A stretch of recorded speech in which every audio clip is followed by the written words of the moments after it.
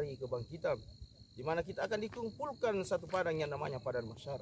Dan di saat penantian itulah kita merasa gelisah, gundah, sampai-sampai diriwayatkan panasnya sangat dahsyat, sampai-sampai ada yang tenggelam karena keringatnya.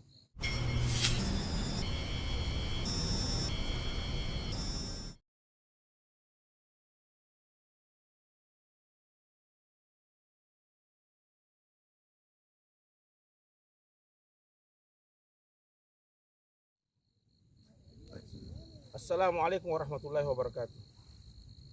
Alhamdulillahi rabbil alamin. Allahumma salli ala Muhammad wa ala alihi wa ashabihi ajmain, amma ba'd. Ikhwanu fillah, bersyukur kepada Allah Subhanahu wa taala dengan selalu lisan ini mengucapkan alhamdulillahi rabbil alamin, dan bersalawat kepada baginda Rasulullah Muhammad sallallahu alaihi wasallam dengan selalu mengucapkan Allahumma salli ala Muhammad wa ala alihi wa ashabihi. Ikhwanu fillah, kita hidup di dunia ini hanya bersifat sementara. Kita hidup di dunia ini hanya bersifat sesaat, tidak lama. Dan suatu saat kita pasti akan tinggalkan dunia ini. Dan kita juga yakin sebagai orang yang beriman, pasti ada namanya hari kiamat, di mana hari kiamat itu dunia ini akan hancur sehancur-hancurnya.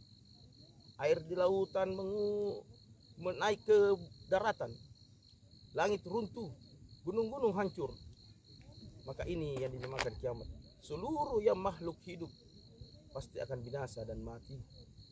Maka suatu saat juga kita yakin sebagai orang yang beriman, pasti ada namanya hari kebangkitan, di mana kita akan dikumpulkan satu padang yang namanya padang mahsyar. Dan di saat penantian itulah kita merasa gelisah, gundah, sampai-sampai diriwayatkan panasnya sangat dahsyat, sampai-sampai ada yang tenggelam karena keringatnya. Ikhwan, namun ada orang-orang juga yang di padang mahsyar tidak merasakan kepanasan. Nikmat rasanya menunggu kapan mendapatkan hisab dari Allah Subhanahu wa taala. Siapa mereka? Maka mari kita renungkan hadis Rasulullah sallallahu alaihi wasallam. Rasulullah sallallahu alaihi wasallam pernah bersabda, "Sahabatu yazillumullahu fi dhillah yauma la dhilla illa dhilluhu."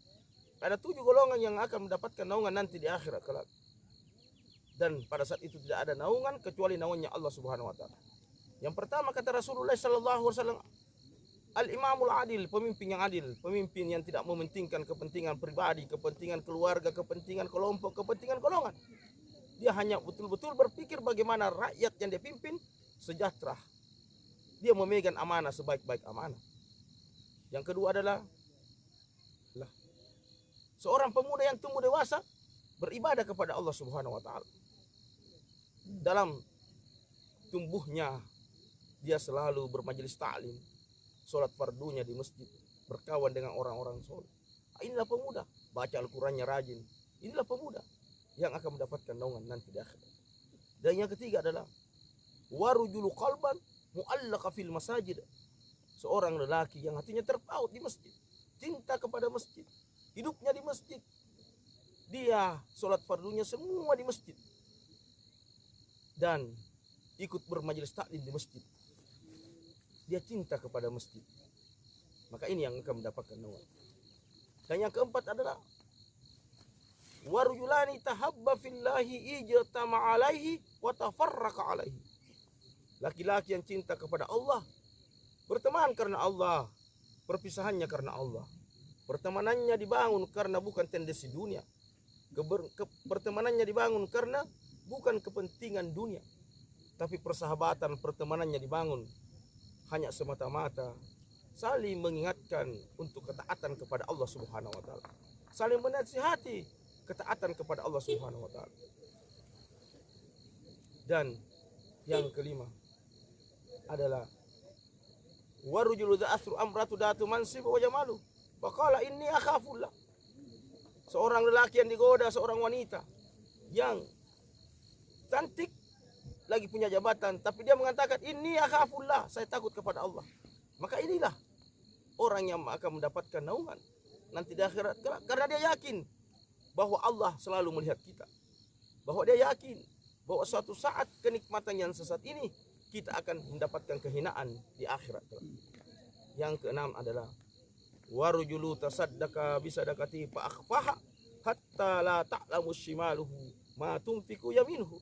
Seorang lelaki yang bersedekah dengan satu sedekah secara diam-diam sampai-sampai tangan kirinya tidak mengetahui apa yang diinfakkan oleh tangan kanannya.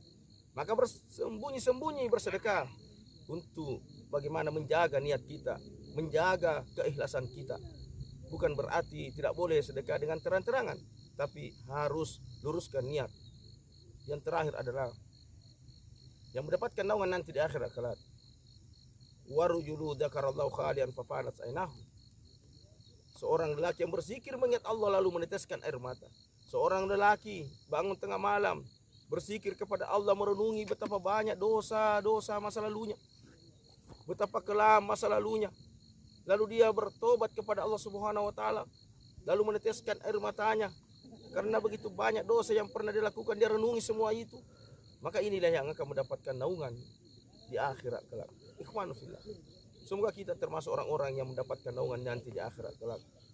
Ikhwanu fillah, demikian nasihat yang singkat ini, semoga bermanfaat. Hanya dengan ilmu kita bisa bahagia di dunia, bertetangga di surga. Assalamualaikum warahmatullahi wabarakatuh.